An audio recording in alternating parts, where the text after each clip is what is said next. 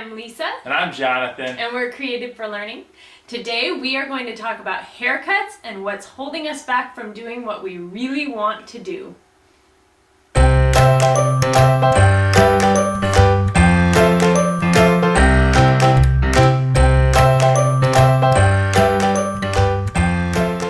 Today's conversation is going to start off with a story about my haircut and courage.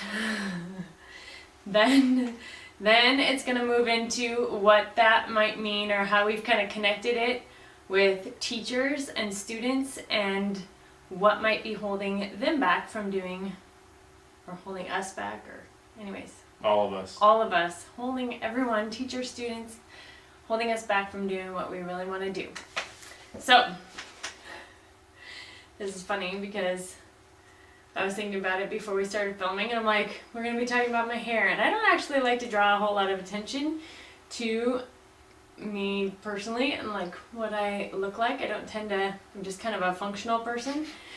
But it's so great. So it just feels weird to be like, look at my haircut. Anyways, don't look at my haircut. Don't analyze it. Okay, so I have wanted to cut my hair short for a really long time. So how long? Okay, a long time. So back How in, long's a long time? like 5 years? 10 years? 20 no, like years? 15 years. Okay. And I have throughout the years. I always kind of grew it long and then cut it short and grew it long, cut it short, but I never had the guts to cut it as short as I wanted to cut it. So back in high school, I had long, straight hair, beautiful blondish hair, and I got lots of compliments on it. And it was one of those things where I had hair that people always complimented, so why cut it short? Because people really like that kind of hair. And anyways, so there was movies like Mad Love with Drew Barrymore, and she had like messy, sassy, short hair, and Meg Ryan in French Kiss, that's a fun movie. I could quote it. My ass is twitching. You people make my ass twitch. Okay. Carol in Walking Dead. Carol in Walking Dead. That's been more recently. Because, you know, if she can have cute hair like that in the zombie apocalypse, I can have cute hair like that being a mom of 3, right? Anyways, some people might not think it's cute, but I think it looks cute. Anyways. So after having kids, well, people always said that I had ringlets underneath my hair, like whenever I'd go to the hairstylist and they'd get it wet, and I knew that I had some ringlets back there, but it was on the underneath, so there was nothing I could really do about it. And then as I had babies, my hair changed and got more curly, and the curl kind of spread over my head, except for not so much in the front. It's not as curly in the front. But the texture changed, so it wasn't as easy. I couldn't just blow dry it and do hot rollers like I did back when I was younger. It just looked frizzy, so it always ended up in a ponytail, so I just kind of wanted to cut it short. But every time I would go to the hair place, and John's laughing because he knows that I would always like, I'm going to cut my hair short, I want to cut it short, and then I'd come back with like a bob haircut, and it still looked cute just because it was cute, but it was shorter. It was shorter than it was when I went to the hairdresser.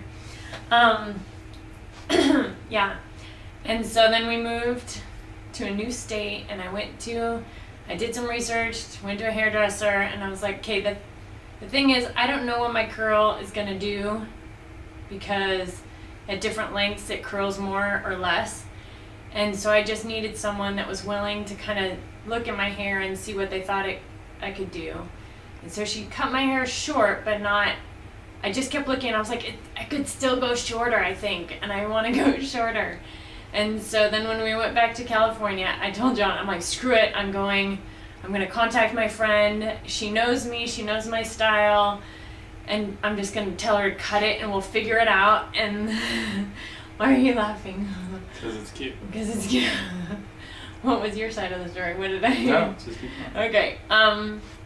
So anyway, so I did, and I even wrote her some funny texts about how, like, I thought she was the one that could do it, and it was just funny. Anyways, and she was, so she did a great job. Yeah, so I went, and it was super exciting, and I was I was very excited, and I was like, okay, I think it'll work. I'm just gonna see whatever happens, and it's just hair. Like when it comes down to it, it's just hair. It's just gonna grow back. It doesn't really matter. I mean, anyways, I don't want to like lower people's hairdressing abilities. It does matter. It's nice to feel cute and pretty. But this whole your story and your journey got us thinking about, like, why did it take you 15 years? Like, what was behind that? And what's behind that for so many of us in all of those? Let's just take that scenario of Lisa wanting short hair and not doing it for 15 years, and then doing it, and I came home and looked in the mirror, and I kept looking in the mirror. Squealing. I was many squeals of joy, like that right there, and so it made us start thinking. We like to zoom out and think about, okay, what does that mean? So that kind of squealy joy she could have potentially been having for 15 years. She just hasn't, right? And so it made us start talking about what is that? What was behind that? Like, was it fear? What kind of fear? How can we, because all of us have 1, 2, 5, 10, like a whole lot, however many of those things in our life that we've been wanting to do for a little bit of time or a long time, but we just haven't done because of some level of fear maybe.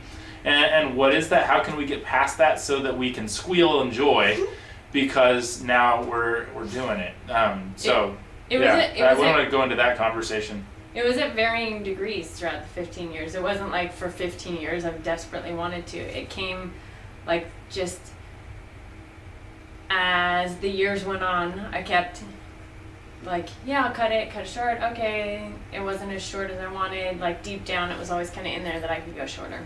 Anyways. Got it. And so let's take this haircutting example and even think like for the school year. What things have you been wanting to do in your classroom? If you've been in your classroom for a year, 5 years, or 25 years, like what things have you wanted to do as a teacher but just not done? Or what things would you love your students, whatever level they're at, to do that they want to do but they just haven't done yet for whatever reason? So let's dive into that here. So was it fear? And what kind of fear? Yes.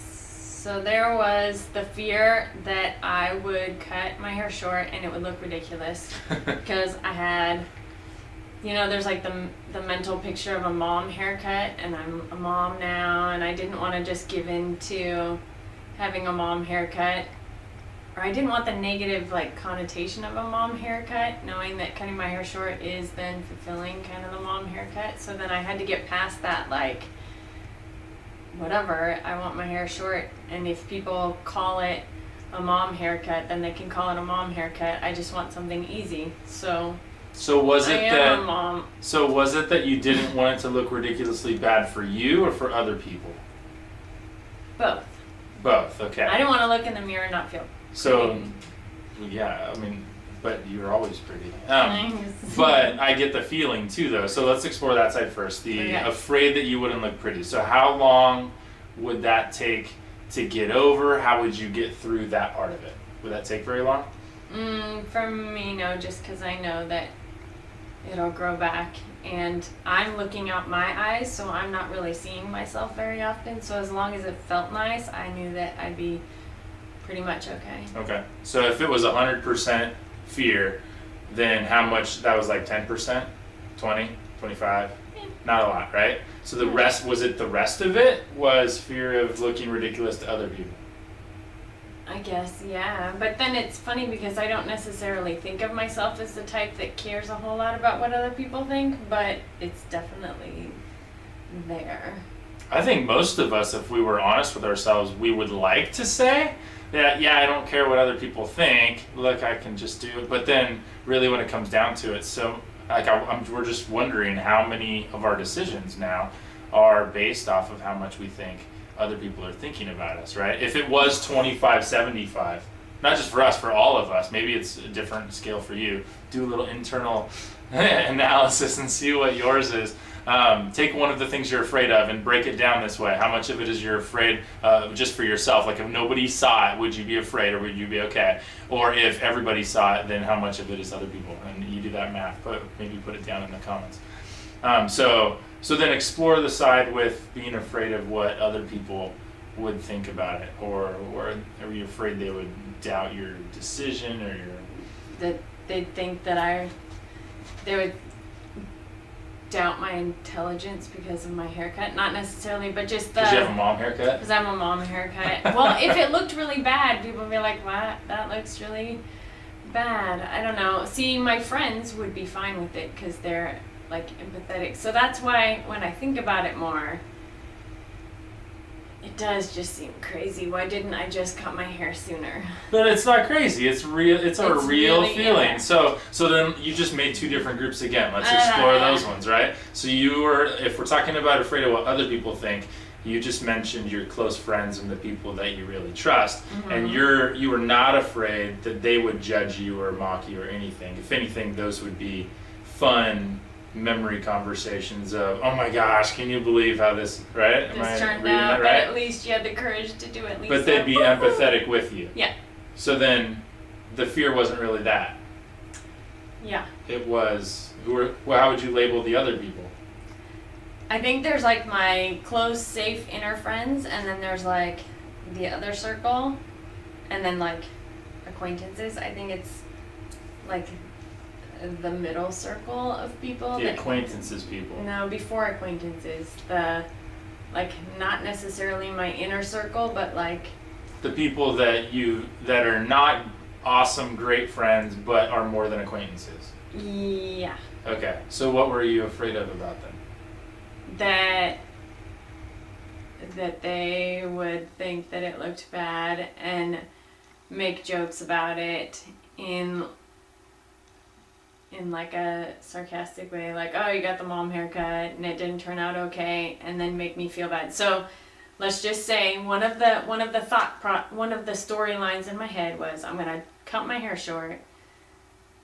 Okay, so when I finally said like, no, I'm gonna cut my hair short, I'm not chickening out, I'm not going to, I texted my friend like, you're gonna cut my hair. Then the next day I went to Disneyland, and then I was walking around and there were a lot of there were a lot of short haircuts that weren't cute.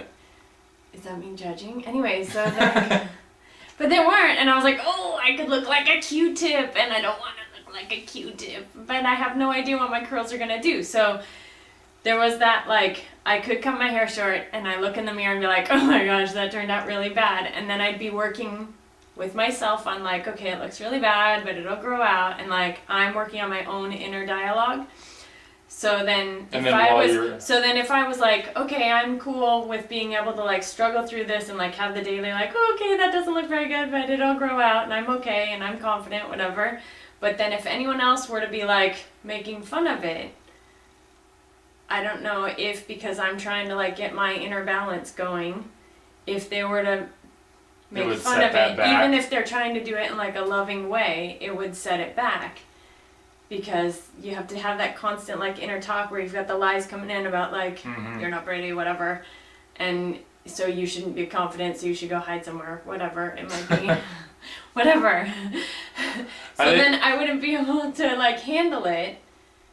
And then the story, so I've kind of had this message growing up that if you can't handle jokes about you, you just need to lighten up and like just deal with it, because you should be strong and confident in yourself, and you shouldn't let other people's words bring you down. And so if other people's words do bring you down, you are weak. And so then I don't want to be weak, but like, so if those words, if I am struggling with those words, I just lost my train of thought. So then I need to not put myself in situations where I will feel like I'm caring about their words, which then tells me I'm weak. So if I don't put myself in situations like that, then I can pretend that I'm strong, or feel that I'm strong, or not have to face the lies that I'm weak. Yes. Yeah. And so I think it's the people that have given me that message that I was afraid of if it came out looking bad. Yeah. I was just thinking too, like why, or if it is different between, I think it has been for a long time for me. So I'm 37 and I'm just now like growing different beards. Like for a long time, people just said, "Don't try to grow a beard; it looks silly." I think it's like the same, and so I'm trying it different just for fun. Like, why not? But I haven't received a single comment from anybody that they're judging at all. So that's interesting. I wonder if like people even notice or care with guys, but then they do. Oh, you mean guys? Ladies, There were some ladies that were giving you compliments when you were growing. Oh, and it was a full beard. Yeah. And that was surprising. I'm like, hey, sweet, I'll grow a beard. Awesome. But I think for me, it wasn't anywhere nearly as grounded in fear. It was just, but I guess there was a little fear in there. Well, because you didn't know what it was going to look like. Yeah, I didn't know what it looked like, and it's a long time, and you got it on your face for a long, you know. And so those are just, I know we're talking about hair here, but like, let's zoom out, and then what is this about? You know, there's this process of, I'm afraid of something, I'm afraid of what people will say about it, and so it holds me back. So what was it, like, how do we get through that? Like, let's think about for the teaching world, right? Mm-hmm. If there's a certain teaching style that we've wanted to try because we've heard that it works really well, what keeps us from that? From trying it? Whether or not it'll be successful in your classroom, probably. Okay. How the other teachers, because it might be straying from what everybody does. Yeah. Like, this is the way we've always done it, and so you have to be bold enough to say, like, okay, I see that this is how things have been done, but I really want to try this and experiment with it, and there is an experimental level, and you don't want to, like, especially as a teacher, those are like little lives in your class that you are you're experimenting with.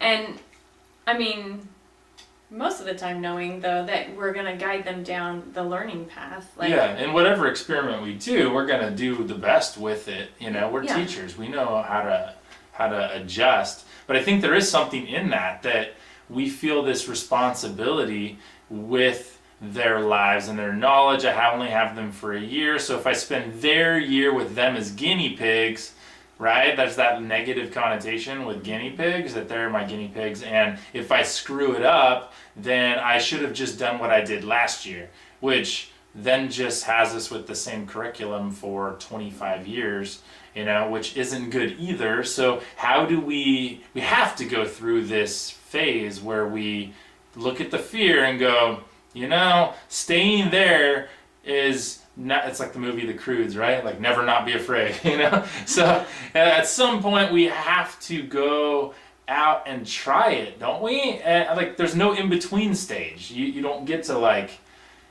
surf with 1 foot on the board and 1 foot on the shore. Like, it just doesn't happen. And are we going to fall? Absolutely. But then so much of what I'm reading even in business and with like thought leaders is that it actually is in the failures where you learn so much about the successes. That people who are the most successful are the ones who fail the most.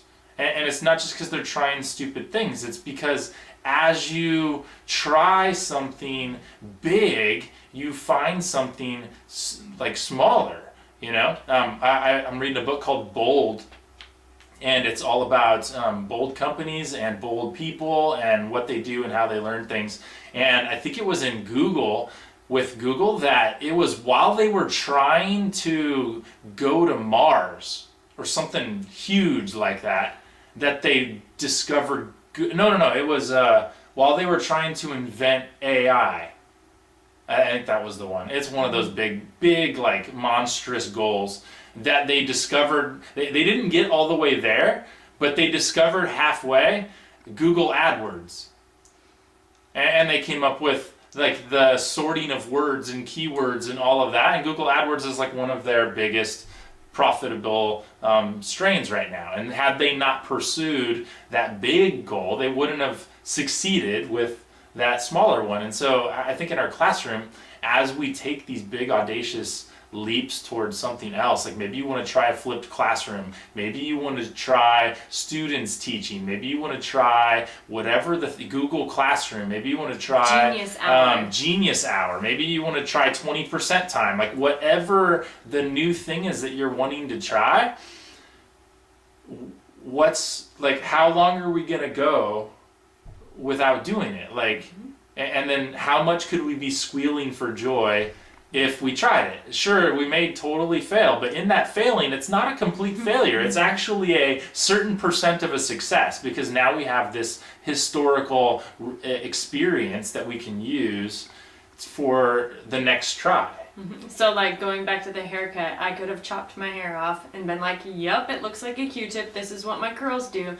But at least I know that that's where those curls will be. So if I style it this way, it will be better. So how can I make this not look like a Q-tip? And you never know when you have long hair. Until you've cut it short. It just can't happen. So you have to just have that moment where you say, screw it.